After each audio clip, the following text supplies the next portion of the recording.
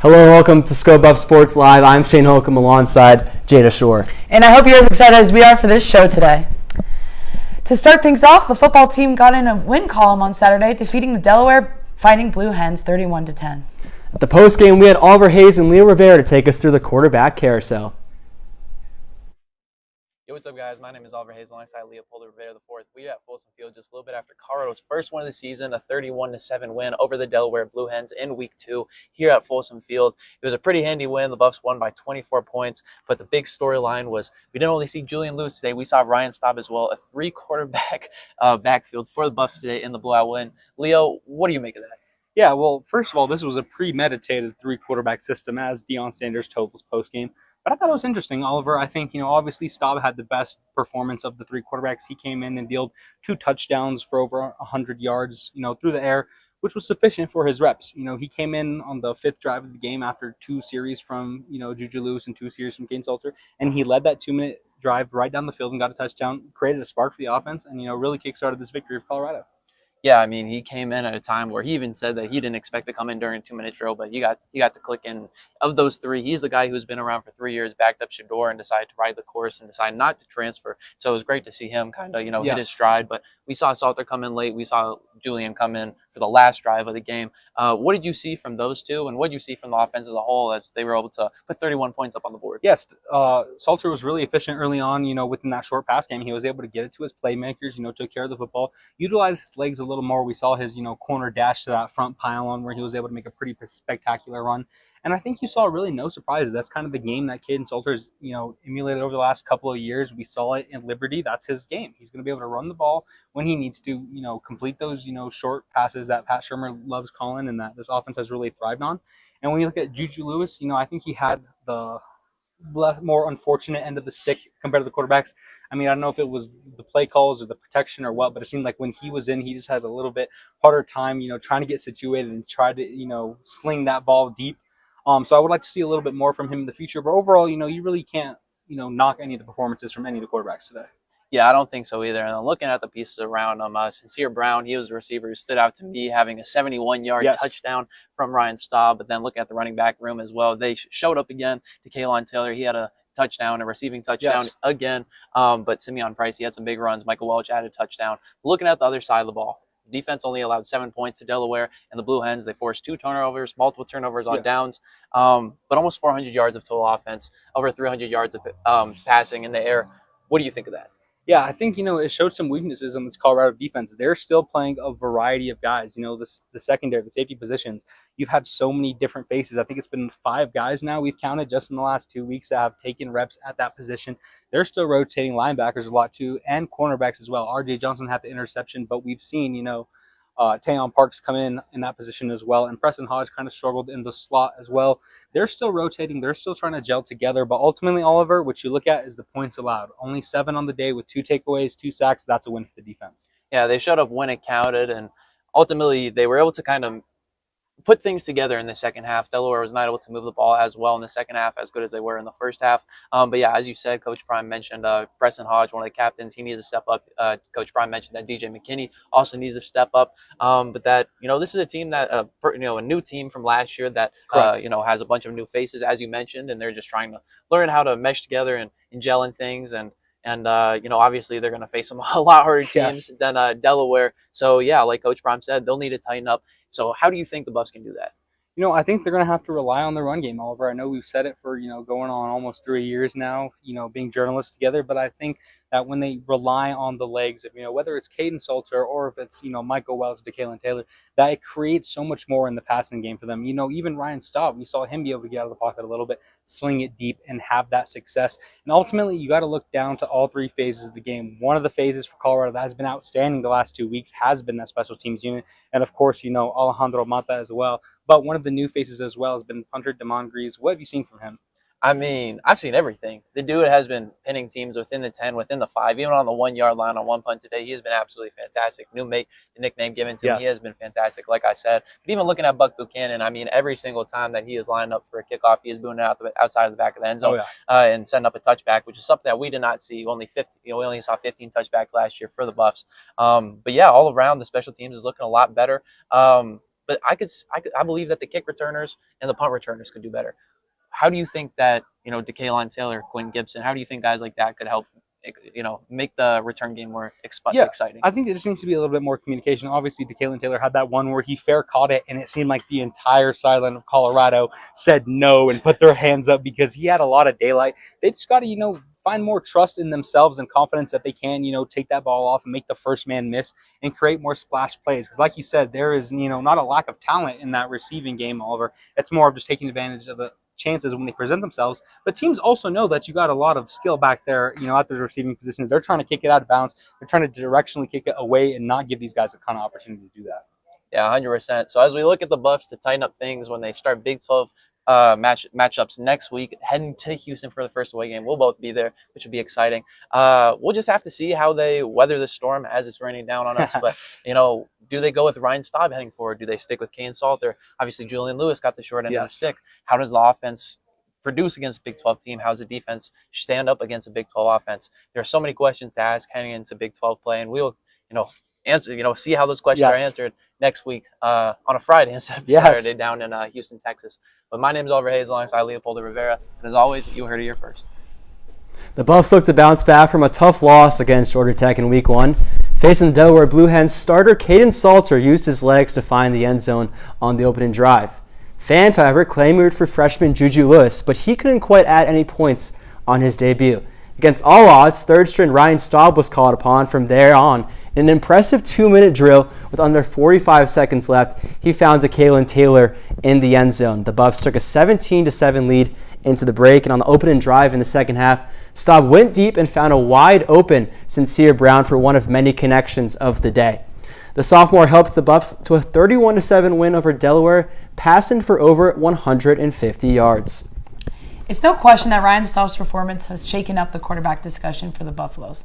Let's go to Buff Banner to get a deeper discussion on the QB room inside Folsom. Thank you, Zach. I am Nick Evans, and I am joined by Xavier McNevitz here for this week's Buff Banner. And Xavier, the Delaware game kind of put an interesting new perspective on the quarterback battle. We definitely have a very new discussion, I would say, that we were having before all this. We went from should it be Caden or Juju getting the nod, and now it's why shouldn't it be Ryan Staub? So let's open things up here. What can we learn, first of all, these all too early overreactions from Delaware, and how can we kind of synthesize an argument for all of this? So, it's hard to synthesize an argument, right? But you still kind of got to have one because, Deion threw out 3 quarterbacks against Delaware, right? Ryan Staub was the best quarterback that day. The offense moved best when he was on the field. Right. If Ryan Staub is the guy to go from here on out, whether Buff fans like it or not. Yeah, and he wasn't really flashy with it either. You got Caden Salter and Juju were kind of doing their own thing. Salter, scrambling, things like that, kind of throwing off the off kilter. But Staub just sat in that pocket and delivered that ball when he needed to. And I remember that pass he threw like 40 yards. He just gunned that ball right down the middle. It was a catch. Nothing flashy about it, and those were ironically the kind of plays that made me think like we need to seriously start having this discussion. And like we've been talking, it's way too early for all of this, but we have a quarterback who can only play 3 more games before we have to decide redshirting or not redshirting him. So we kind of have to have this discussion. I guess I'll put that on you then. What do you think the Buffs should do with those 3? Like, how should they manage them? So I don't think Ryan Staub will be the quarterback to play all 4 quarters against Houston. I think that Deion, if the Buffs get a little bit of a lead, that he'll throw Caden Salter back out there because he's the 5th year. He's the veteran. He's in his last year of eligibility in college football, right? So I do think that Ryan Staub's the guy for right now. But Caden Salter might get his opportunity back down the road. But I think right now, though, that's your 1A, 1B, and Juju's your 2. Yeah, I definitely agree there. I think it's a little weird because Caden did not come here to sit. He came here. This is his final year of eligibility. We've seen him with that flash with Liberty, that amazing Cinderella run. But he kind of doesn't have a choice right now. He has to sit because he just was getting outperformed. I think just with the nature of what Prime is going to stick with, I think, not that I think it should happen, but I think they're just going to wheel out Staub the whole game, like ride or die. He might have a play where it's like, what are you doing? But I think they're going to stay with him.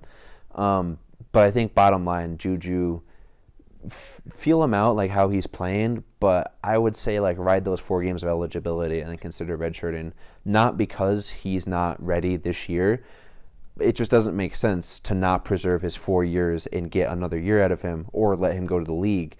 I just think with the Staub-Salter situation, I think you can ride those 2, give them the nod every single week. There's no reason to risk his eligibility. Right, and I agree with that. And he's only 17 years old, right? I mean, I think he turned 17 in September, or 18 in September, Yeah. right? He's not even technically an adult yet. But so I think that you have to ride with Ryan Staub and Caden Salter because the offense moved best with Ryan Staub on the field. And I think a lot of that was because Pat Shurmur's offense fits Ryan Staub more. I think that Ryan Staub was able to deliver the ball through the middle of the field, which we haven't seen with Caden Salter. But Caden Salter also never got the opportunity to deliver the ball in the middle of the field. So it's a hard situation, especially for Coach Prime, bringing in the 5th-year Caden Salter. But all of a sudden you have your guy that was recruited by Carl Durrell when they went 1-11, balling out against Delaware. So Yeah, and I like that point too because it just felt like that was Staub's playbook. Like you tried to put Salter in that situation, and you were getting chances where he was looking at his first read, second read, nothing's open. I'm gonna bail and hope someone gets open, and then you put Staub in there, and he knows. Like he didn't even bother with his first read. He was immediately looking to his left. It just felt like Shurmur was a lot more comfortable calling things for him. And I saw debate online, like people not convinced about Shurmur being legit, saying that Staub kind of performed in spite of him. Do you think Staub is doing well regardless of who's offensive coordinator, or should we give a little more credit to Shurmur? I don't think you give any credit to Shurmur. All due respect. I mean, Pat Shurmur was almost the reason if Deion calls timeouts against Georgia Tech. But Pat Shurmur called a swing pass on first down against Georgia Tech. I mean, you always see the patented Pat Shurmur screen. And this year it's not working as well because you don't got a LeJontay Wester that's able to catch it and run for 75 yards for a touchdown, right? And so it's hard because I personally don't want to give Pat Shurmur any credit, right? But I do think that Ryan Staub has been with the Buffs since longer, right? It's Caden Salter's first year, obviously. So Pat Shurmur is more comfortable with Stauber at quarterback and feels more comfortable calling plays. I don't think Pat Shurmur was able to build an offense for Caden Salter. Yeah, and I think that's a two-way street because I feel like Staub was very comfortable, a lot more comfortable than what I noticed in Juju or what I noticed in Caden. I think Staub only had 2 rushing attempts, if I'm not mistaken, for about 11 yards. And that's not because he's not mobile. He's more of an improviser, but he just felt like he found his reads. Like he was able to progress everything better. I think, again, maybe we shouldn't be giving credit in full to the offensive coordinating staff, but regardless of all of that, I just feel like Staub is the most comfortable quarterback, regardless of skill, of talent. He knows this Buffs team in and out. He's practiced with those receivers God knows how long now, and he knows them better. I mean, we don't talk about that side of college football enough, but it's cyclical. There's going to be quarterbacks that come in there, that just got here. They may not know all the progressions, all the reads. They don't know their receivers. So I know Staub knows he's the most comfortable out of all 3 of them, and I think that alone, for me, it doesn't matter the arm talent or what he was recruited as. I think that alone should give him the nod, and to me makes him easily the best quarterback here. Yeah, and it's unfortunate because I don't personally think that Juju got a fair chance under Pat Shurmur's offense. I mean, you saw Delaware bringing the blitz against a 17-year-old, right? You saw Delaware doing this, doing that to try to shake him up, and also Pat Shurmur wasn't doing him many favors running out a triple option offense with a quarterback that is more of your pocket passer, more of your launch it downfield, launch it in the middle of the field, not throw it outside for the screen. So I don't think that Juju got a fair chance. Yeah, and I like that point. The offense isn't built for him, and you got to think about that. Regardless of what we say now, next year it's going to be Juju. 100 or 90%, it's going to be Juju. So I guess that's cross that bridge when we get to it. But you got to start thinking, how are we going to get Juju in here, mentor him, and expect him to succeed if right now he doesn't have the offensive scheme that kind of fits what he was doing at Carleton. So I think that's going to be an interesting thing. And one last point, if Staub has a bad game against Houston, where would that put us in kind of the situation? So I think that kind of keeps us in the situation where you keep Staub, where you have Staub and you have Salter, right? But I do think that Salter was a leader through camp. Right, this Buffs team is looking to win now. They have 38 seniors, right? So I do think that you sit Juju, you let him get the redshirt year, turn 18, and ride with Salt and Staub as your 2 quarterbacks. Like a bullpen. Yep, Like kind of put them back and forth. Well, regardless, I think that's definitely an interesting situation. Our all too early reactions. Still only in week 2. We got Houston coming up later tonight. But that has been all with me, Nick Evans, and Xavier McNevitz. And back to you guys at the desk. Thanks, Xavier and Nick. This week's Folsom Feud with a twist, the Chucko Tussle, discusses the tight end matchup in tonight's Big 12 clash. Our very own Leo Rivera and Oliver Hayes are live in Houston to tell us more. Welcome to this week's edition of Folsom Feud. Oh, wait, excuse me. TDECU Tussle. My name is Oliver Hayes alongside Leopoldo Rivera IV. We have a special on-site edition of this week's Folsom Feud or TDECU Tussle. Like I said, this week we have talked about the offense, the defense, and of course the quarterback battle. But for the Houston Cougars offense, they have big tight end Tanner Koziel, who has 13 receptions for 150 yards and 1 receiving touchdown for 2 weeks, as the Cougars are 2-0 entering this Big 12 season opener versus the Buffs. What can the Buffs do on the defensive side of the ball to limit Koziel and the Cougars offense? Yeah, I'll tell you 3 things right now the Colorado Buffaloes are going to have to do to stop the tight end, Oliver. 1, don't let it get to these obvious passing downs, right? Fuck that. I fucked that. That's fine. God damn it. Fuck. No, we're good. I was gonna, okay, I'm not, all right, we're good. I bet. Welcome back to this week's edition of Folsom Feud. Wait, scrap that. TDECU Tussle. My name is Oliver Hayes alongside Leopoldo Rivera IV, and we are having a special on-site edition of TDECU Tussle. Wait, fuck. We are having a special. Okay, how should I say that? Yeah, it's fine. I wouldn't be like, Okay, we're having a special edition of Folsom Feud. Yeah, this is special on-site edition. I'll just say that. This is special Yeah. on-site edition. Okay. Go check it out, but been too inspiring to me. Ryan Staub will have to have a heck of a game if they want to beat the Cougars, and given that, I think Houston will pull out this win and improve to 3-0. Yeah, offensively, the Buffs need to get the ground game going. They need Ryan Staub to have a great performance against that tough Houston defense. But I do think that the Colorado defense finally shuts down the run, shuts down the counter game. Reginald Hughes, Martavius French finally communicate like Leo talked about, and I do think that Houston will make it a close game. It'll be a 4-quarter game, and I think the Buffs will upset, I guess it is an upset. I think the Buffs will upset Houston in Houston in overtime to make a statement for the Big 12 opener. Yeah, you got to watch Dean Connors, in that backfield. That's going to be the guy they're going to have to key on defensively. And, of course, you talked about their tight end as well, Oliver. That's, a multitude of problems that have killed the Buffs over the last couple of years. But that being said, this gots to be a rhythm game. This gots to be one where the offense comes out with consistency and you come out firing. You got to jump out on Houston. On the road, personally, I'm not deferring. I'm electing to receive this kick. I'm putting Ryan Staub in that offense out, and you need to go put up 7 points to go out on a lead. I think that's going to be the best path to success if you are the Colorado Buffaloes, and I think they are going to be able to establish a run. They're going to be able to rely on the legs of guys like Simeon Price, sling it out to Jalen Taylor, let Trackhawk loose, let him run wild, and find these receivers like Joseph Williams, like Hakeem Williams, like Sincere Brown, who are going to need the ball to come out and be successful. Give me Colorado. I'm not gonna lie. You made some very good points about Houston. They're a tough team, and I worry about this game a little bit. I think that Houston can air the ball out. Connor Weigman's gonna play really well. The defense, even against Delaware last week, that Delaware touchdown drive, we kind of got steamrolled. I'm not gonna lie. We were on our heels that whole drive, and they scored. But I would rather die screaming about the Buffs and be wrong than pick against them. Give me the Buffs by 1,000,000. The new sheriff is in town. Sheriff Staub coming to take over Texas. Thank you, ladies and gentlemen, for joining us here on SBS Football Live. Enjoy the game this week. Remember, you heard it here first.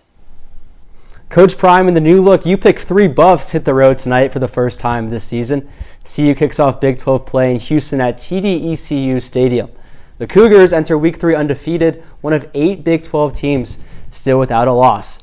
Houston is led by the standout passing connection between quarterback Connor Wigman and tight end Tanner Kozillo. The Buffs, meanwhile, look to stack back-to-back wins and move to 2-1. But the big question in Boulder remains under center. That's right, redshirt sophomore Ryan Staub is expected to get the start, his second in college football. What's up, Buff fans? My name is Zachary Giesensaw, here to bring you tonight's weather forecast for our upcoming matchup against Houston. Starting out at kickoff around 5:30 p.m., we're going to be looking at temperatures of about 88 degrees. It is Texas after all. It's still going to be warm. Coming in towards the half, we're going to be looking at 87 degrees, only about a degree cooler. We are still in Texas. It is still going to be very warm. And then coming in towards the end of the game, we're going to be looking at 81 degrees as the sun starts to go down. Still pretty warm, but you're going to catch a little bit of a cool down there. That's about all we have for you in terms of weather for tonight's game. Have a great weekend, and Go Buffs. Thank you, Zachariah. Now it's time for an alumni update on our NFL Buffs. The biggest story of the week was the regular season debut for Travis Hunter, who is now playing in Duval for the Jacksonville Jaguars. In his first game, the rookie recorded 6 receptions for 33 yards, being targeted 8 times by Trevor Lawrence. On defense, he picked up a single tackle and was not targeted once by Bryce Young and his receivers. The Player of the Week award for former Buffaloes, however, goes to Nate Landman, who is in some new threads this year. His first game in the Los Angeles Rams, the linebacker netted 6 solo tackles and a hit on C.J. Stroud. Landman had easily the play of the game. However, C.J. Stroud and the Texans were marching up on the Rams with only 4 points with 2 minutes to go in the game, when Nate Landman punches the ball out of the Texans' hands, sealing the game for the Rams. As the Rams look like one of the best defenses in the NFL, Nate Landman is quickly becoming one of their strongest pieces. Nate Landman might be the only former Buffalo who is proud to be a Ram. That update brings us to this week's trivia question. With Travis Hunter's performance last week, he became the first player in 20 years to record 5 snaps on defense and 5 receptions in one game. He has yet, however, to reach a club of only 3 players this century to play 15 snaps on defense and offense in a game. So our question this week: which Super Bowl MVP is part of said club? We'll give you a hint. They recorded this in the 2010 AFC Championship game. Stay tuned. We'll have the answer later on in the show.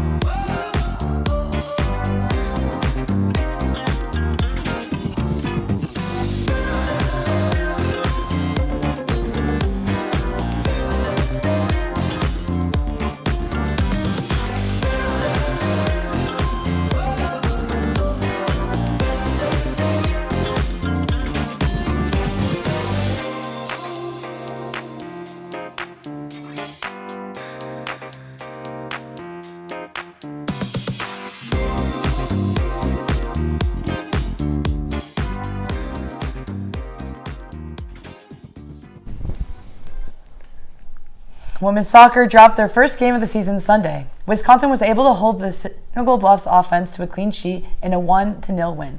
Jordan Knights made 5 saves on 6 shots she faced, but let in the Badger winner on the 74th minute. Hope Leba, who leads the game in goals with 9, put 2 shots on the target.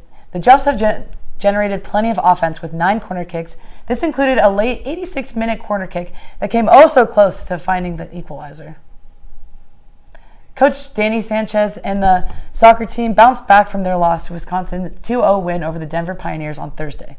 The Bus defense trampled DU offense, limiting them 3 shots with only 1 on goal.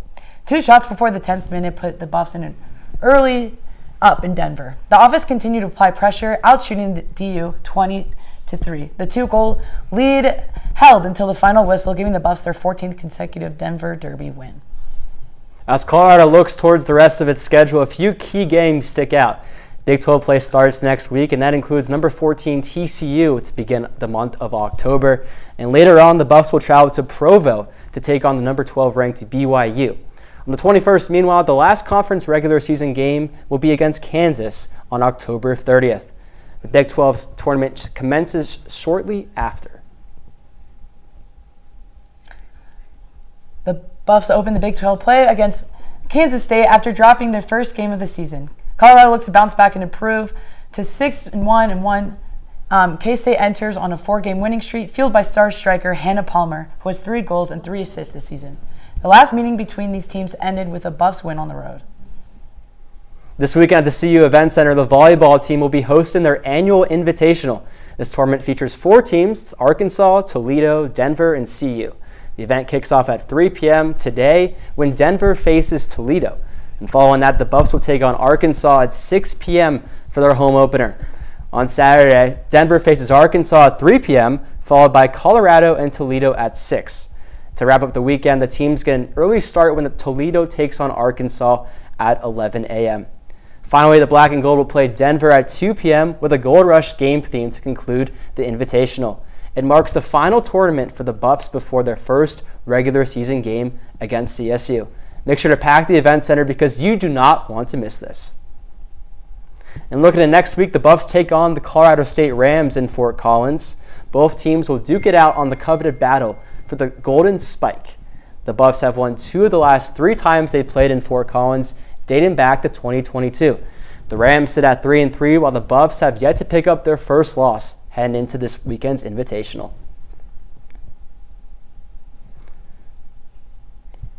Thanks, Leo. Those wins looked phenomenal. While CU football enjoyed a win last Saturday, the night almost got sweeter when Northern Colorado appeared to upset CSU in miraculous fashion. Now, we all know the beef between CU and the Rams, but after a controversial review, Colorado State escaped with a historic upset. So let's send it to our very own Oliver Hayes, who revisited CU's similarly controversial moments. Rams will only bring 4. Deep ball, near side, jump ball, end zone, caught. Cheeks, touchdown. Wow. This isn't the first time a controversial last-second call has screwed a Colorado team out of their first ever away win over a rival. The Colorado Buffaloes men's basketball team and Sabatino Chen know that all too well. My name is Oliver Hayes, and I'll tell you all about it. Only bring 4. It was just last Saturday that Carver Cheeks reached up for an improbable grab, seemingly giving Northern Colorado its first ever win over in-state rival CSU. But after replay review, the call was overturned, stripping the Bears of a miracle win on enemy turf. Naturally, the internet shared its displeasure. They too didn't feel satisfied with the magical ending simply bouncing away. However, for one bystanding fan base right down the road from the two schools, the moment wasn't just unsatisfying, it brought back sour old memories. The date was January 3rd, 2013. The unranked Buffs were visiting the undefeated number 3 ranked Arizona Wildcats in the McHale Center for the Pac-12 season opener. And while Colorado had beaten Arizona before, even on the road, it had never won in the McHale Center. On this night, however, the Buffs came to play. Colorado shot nearly 50% from beyond the arc, and Chen, a career 2.8 point per game scorer, had 15 points off the bench. With under 15 minutes to play, the Buffs led by 15 points, but in usual fashion, the Wildcats started to creep back. They started making everything, and their leading scorer, senior Mark Lyons, started to get going, and after a 10-2 run and some Lyons free throws, the game was tied at 80.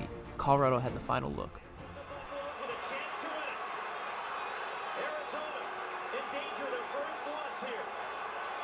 Took too long to get into that play. For the win, Sabatino Chen. After a wacky possession, Sabatino Chen banked in a buzzer-beating game-winning 3, securing the Buffs their first victory in McHale in stunning fashion. Despite Chen's shot appearing to be good, the officials went to the monitor and ruled the shot after the buzzer.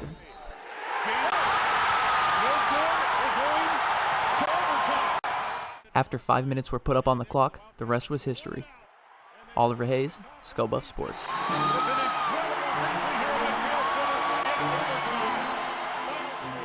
All right, ladies and gentlemen, it is week of Colorado football. The Delaware Blue Hens coming to town. We're going to walk around to some tailgates, see how people are getting ready for the game. All right, we're rolling up to our first tailgate of the day. Hello, ladies and gentlemen. How are we doing today? Go Buffs! Woo! Can anyone give a score prediction for today?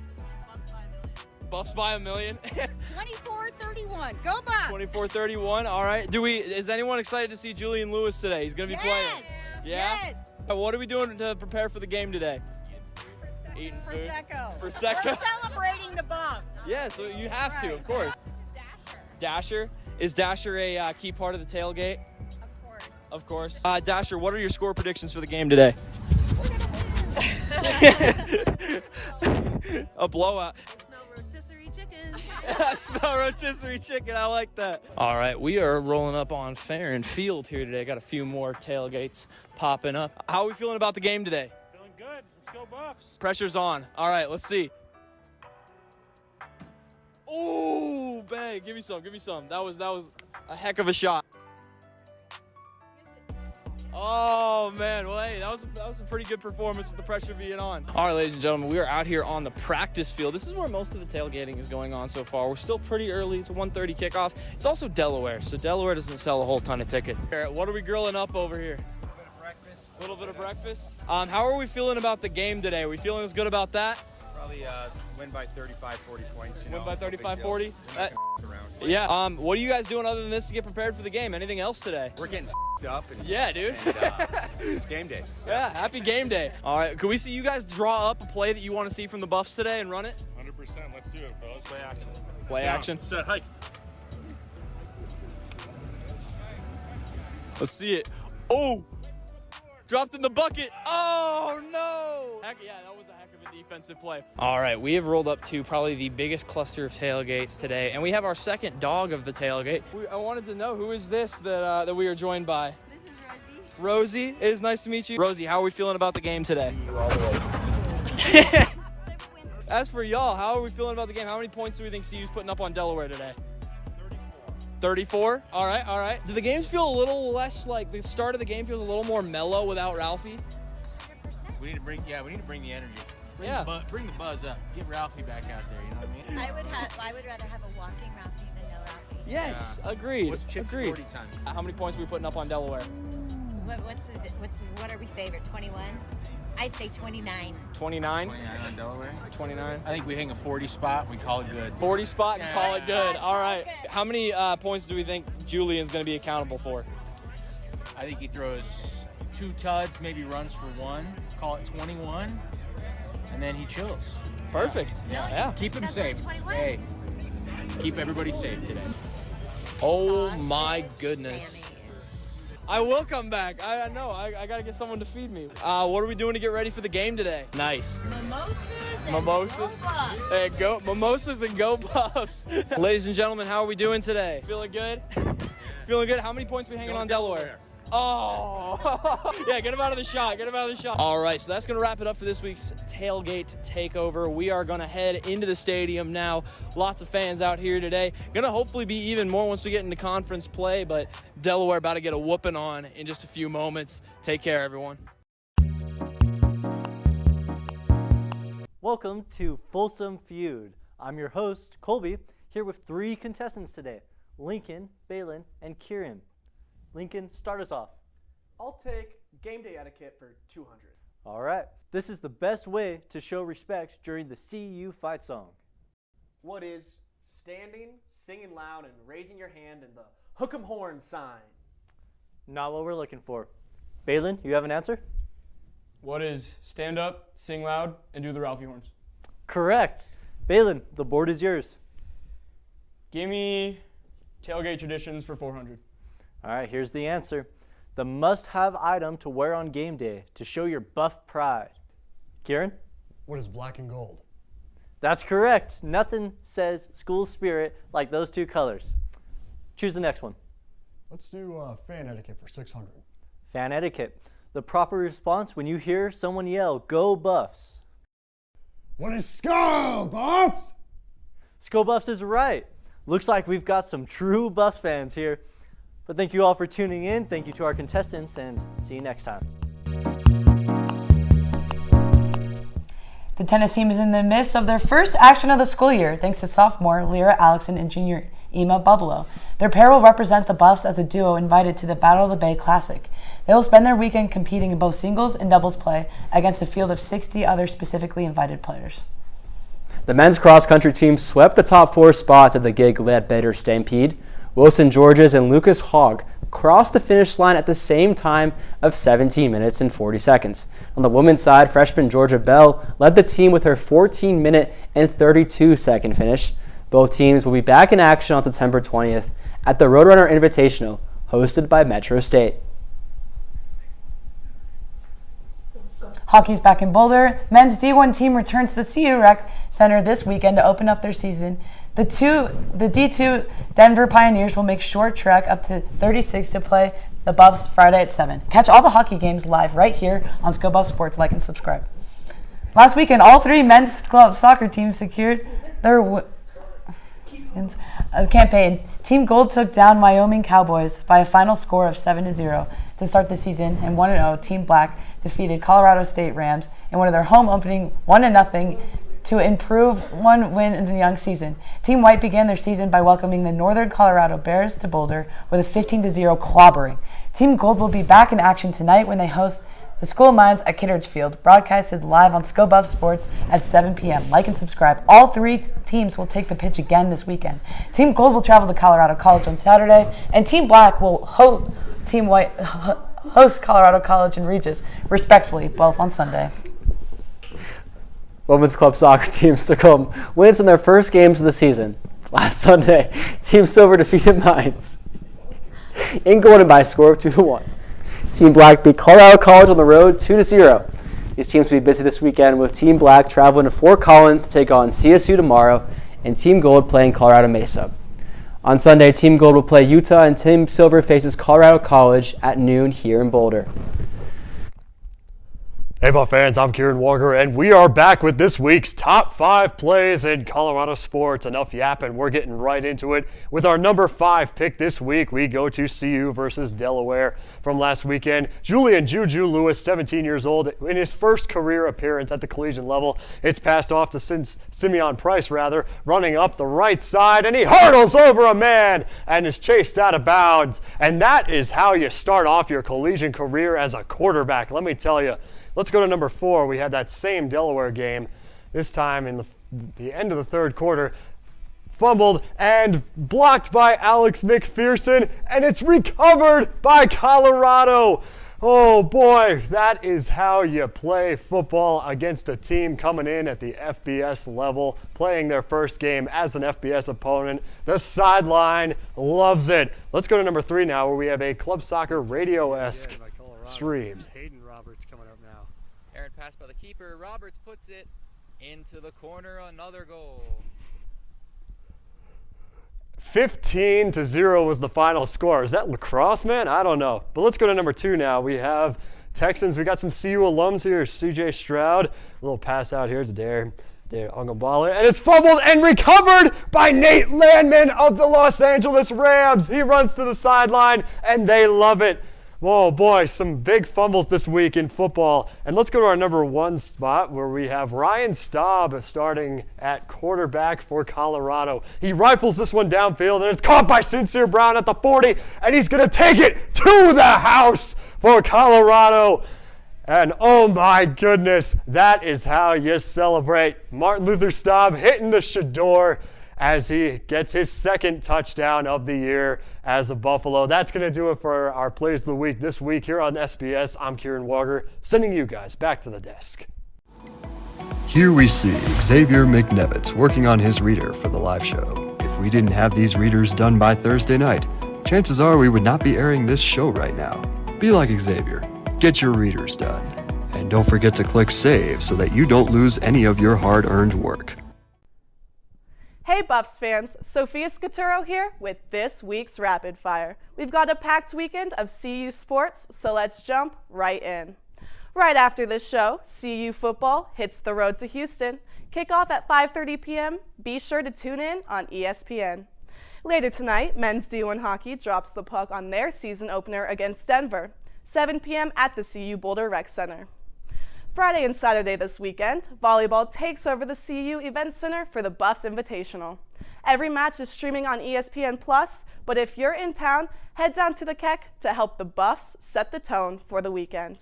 And Thursday through Sunday, Buffs Tennis is in San Francisco for the Battle in the Bay Classic. Follow tournament updates all weekend long on social media at CU Buffs Tennis, because the Buffs are looking to serve up some big wins. Whether you're in the stands or streaming from home, let's make this weekend one to cheer about. Thanks for tuning in for this week's Rapid Fire. Back to you at the desk.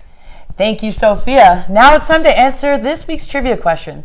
So earlier in the show, we asked you who was the Super Bowl MVP that once recorded 15 snaps on offense and 15 snaps in defense in a single game.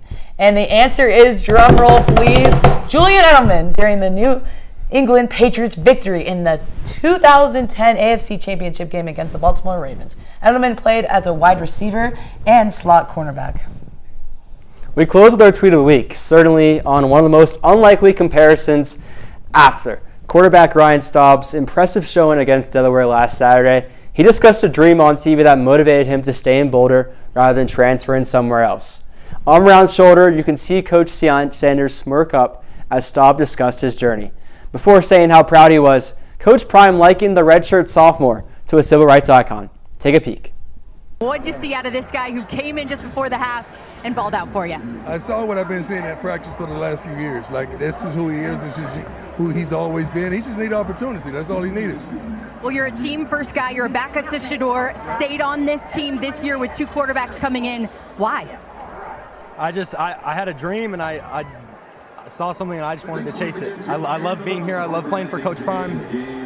And, man, I'm just so blessed I got the opportunity. All I needed was that opportunity, and we got more work to do. Took advantage of it. Coach, how are you going to manage these three quarterbacks going forward with Houston next week in Big 12 play? I got a plan. Like, I had a plan coming into this game. I have a plan. I don't know if I'm going to disclose it until we get to our destination, but I saw what everybody else saw today. Martin Luther Staub, that's what he said. He had a dream, right? And, Ryan, what did you see from your team's performance here in a turnaround from week one? It was good, but we got to be better. We got to be better. We got to fix a lot of things, and we got to be sharp going into next week, and especially the rest of the season. Appreciate the time, guys. Enjoy this win at home. Love this kid, man. Love you, Coach. Guys, back to you. We said Martin Luther Staub. Martin Luther King and Ryan Staub in the same sentence. Who would have thought? That will do it for Week 3 on Sko Buff Sports alongside Jada Shore. I'm Shane Holcomb saying so long, Boulder, and remember, You heard it here first. Like and subscribe.